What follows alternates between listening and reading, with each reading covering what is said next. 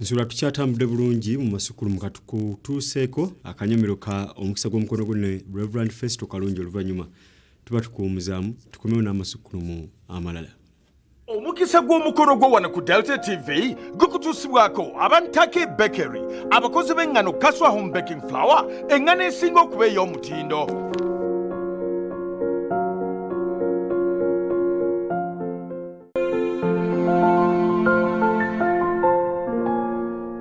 Andaba era mpuliriza ku Delta TV mu kanyomero kaffe Omukisa Gw'Omukono gwo ndi Reverend Festo Kalungi okakutuusaako. Twabadde twogera ku Zaakayo omusajja omumpi. Naye leero ate njagala tunule ku Zaakayo amagezi g'alina. Zaakayo yalina ekintu kye bayita plan B. Zaakayo twamutunulidde nti yali mumpi.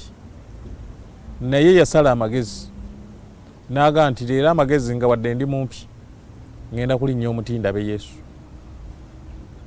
Kiki kye njogerako wano ku bumpi bwe? Obumpi Zaakayo tebwamulemesa kutuukiriza kye yali ayagala.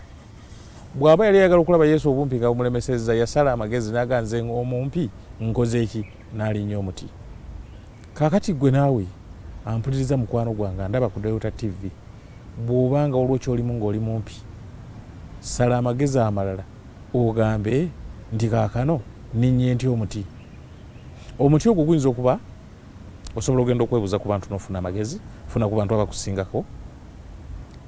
Oyinza okuba osula wafunda naye n'ogaa wadde nsula wafunda sijja kugula greens, n'oddira ekkutiya tulaba ennima ey'omu mulembe ey'okulimira wafunda, n'ogaa wafunda wano naye sijja kugula greens, n'ozisimba wafunda.